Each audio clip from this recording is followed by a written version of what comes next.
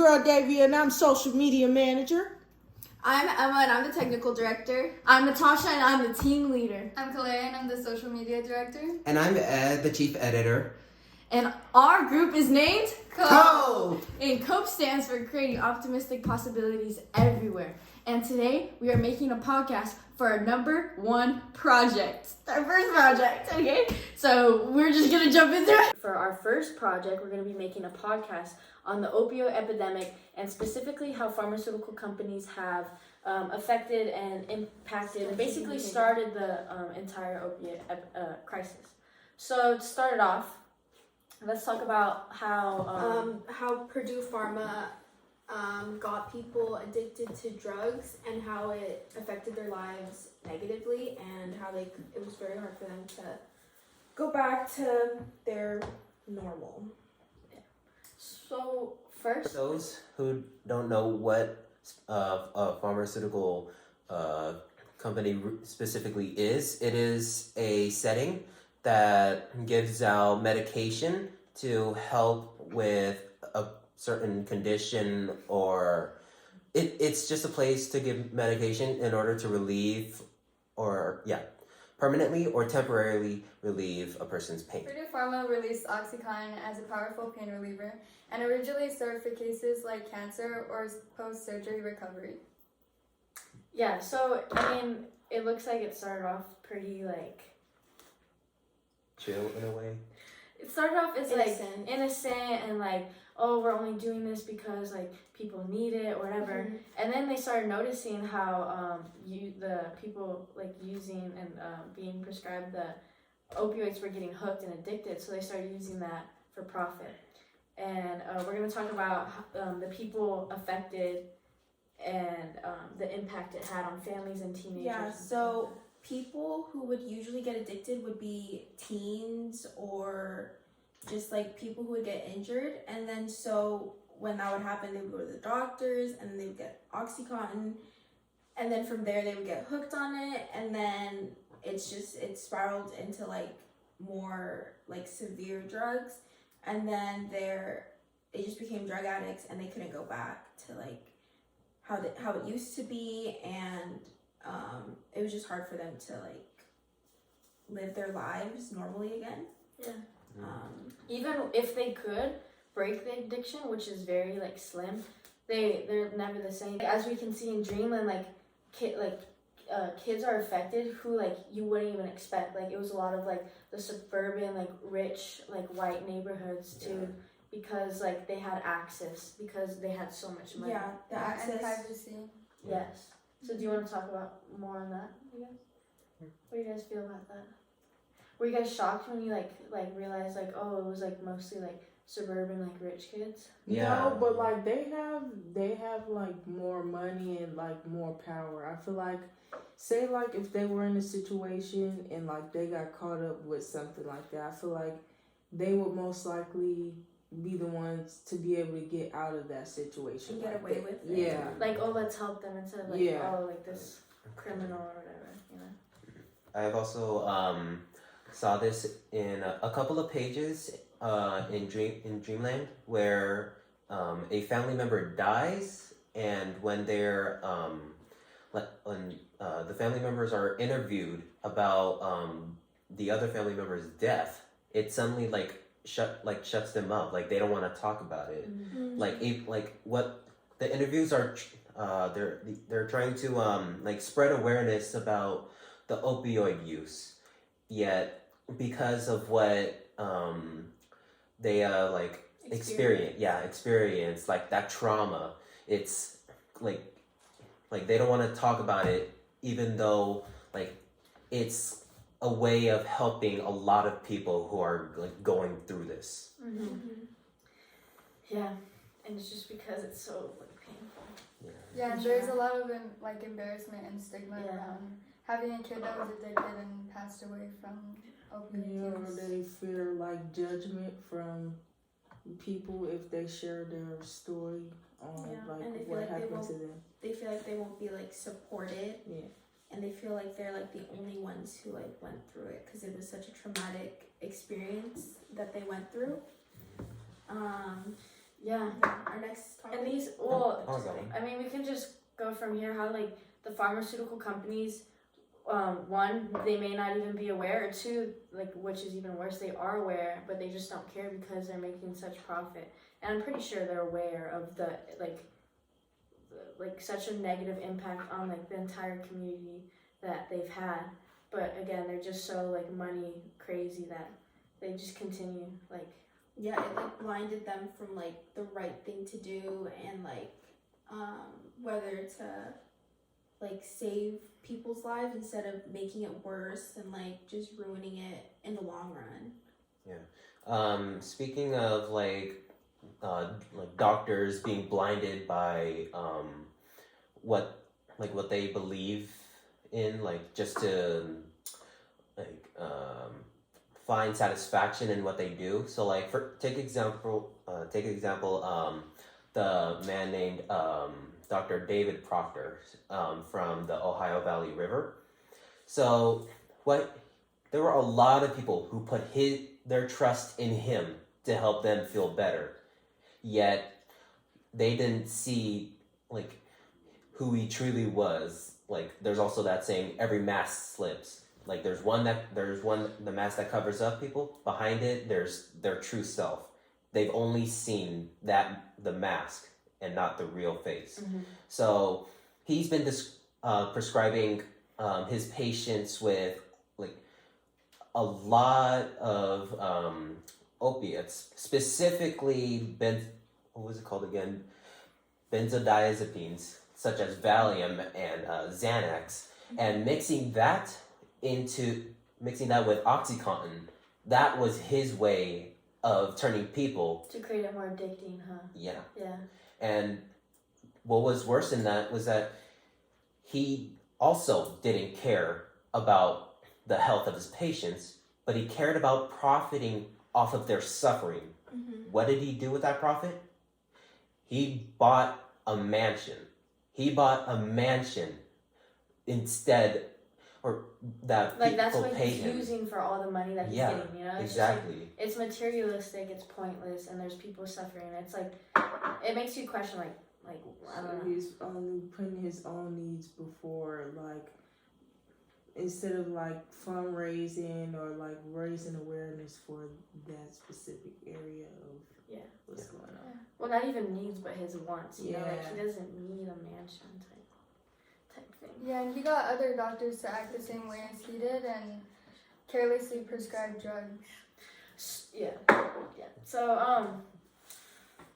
Our next topic.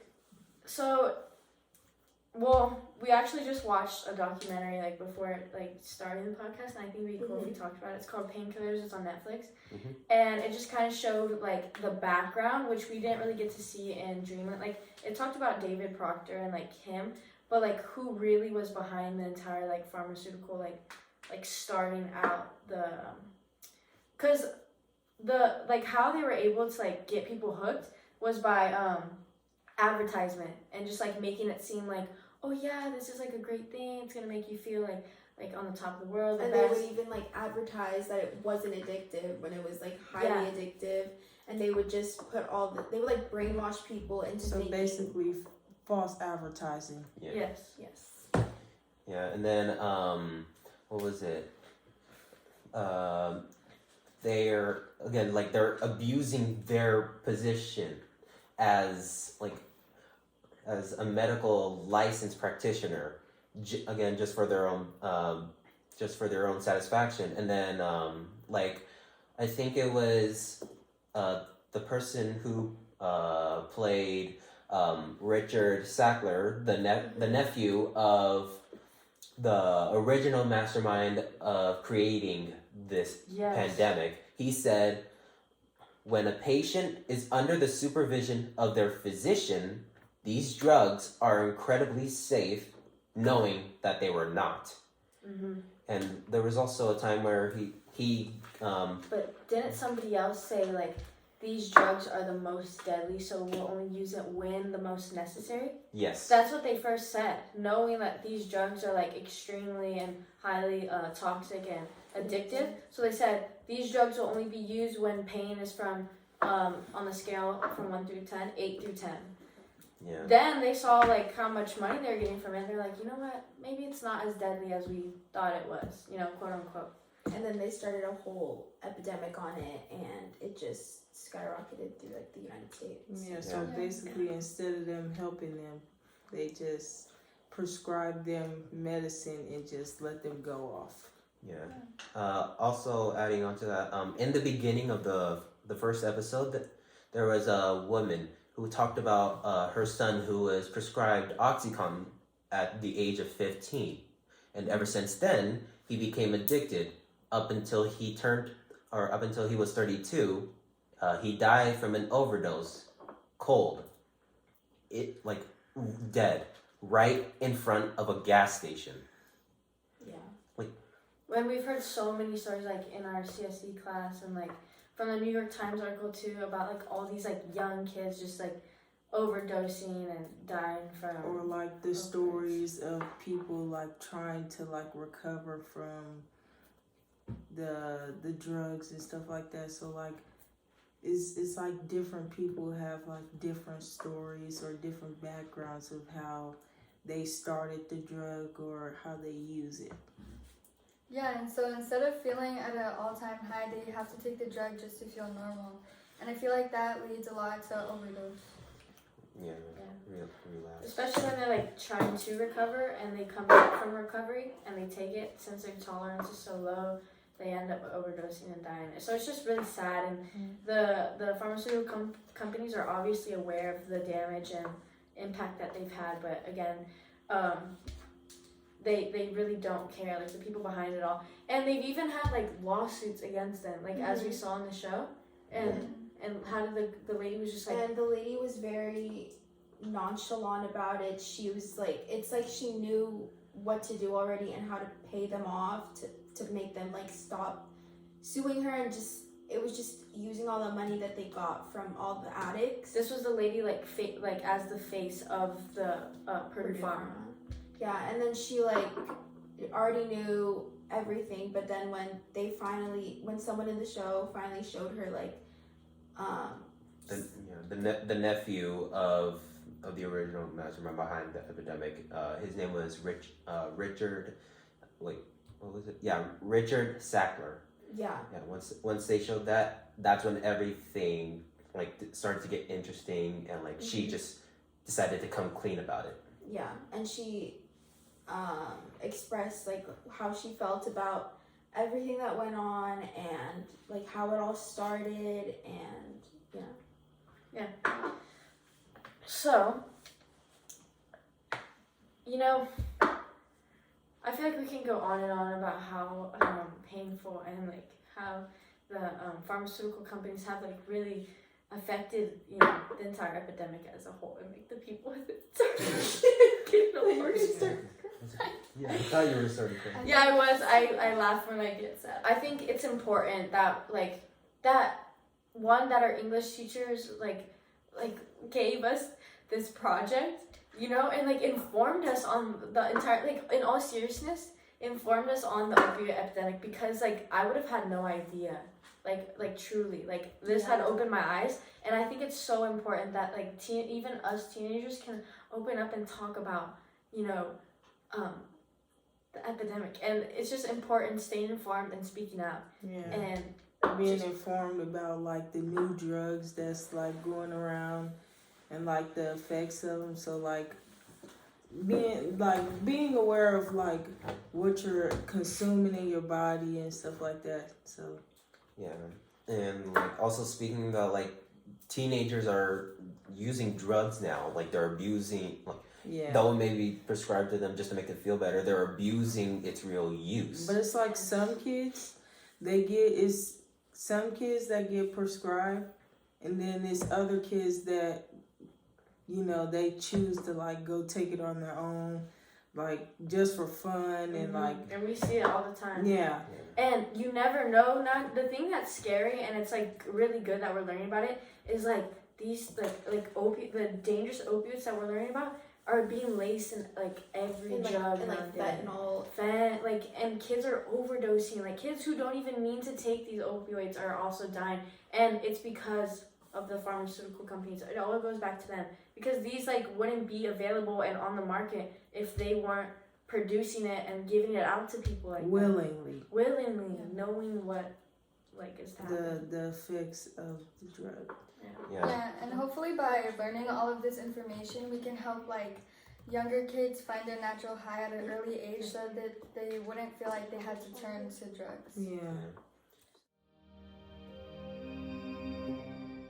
The anecdote I will be sharing is about my uncle. His name is Garen, and he was when I met him, but I'm not sure if he still is a drug addict. Trust me, I'm just going off of memory of what I remembered too from this interview. Mm-hmm. He was getting crack. How old was he, man? I think he was this was a couple years ago, so he's probably in his early 40s. Was this his first time like using drugs? Yes. Okay. He's been abusing crack and like heroin, and what this got him in life was that he ended up homeless. He was sleeping in his car. His daughter was residing in a different place at the same time. But then there is my stepfather who decided to take him into our house. So we let him stay. He got a job at a L&L, which is a Hawaiian food restaurant place.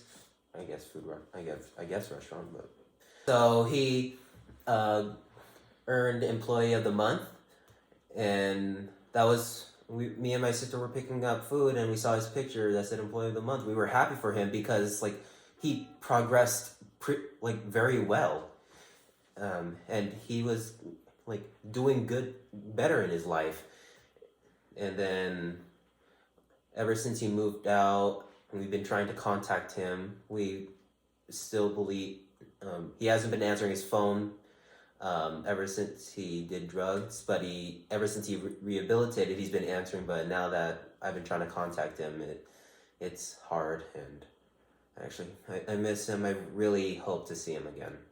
I'm sorry to hear that. Like, and it's just crazy. Like that. Like you sharing that story goes to show that like everyone is really affected. Like we're all connected to this epidemic because like even you are touched by it. You know, like yeah, it's just crazy. Yeah. But I hope all goes well with that. Like with your Yeah, me too. Yeah.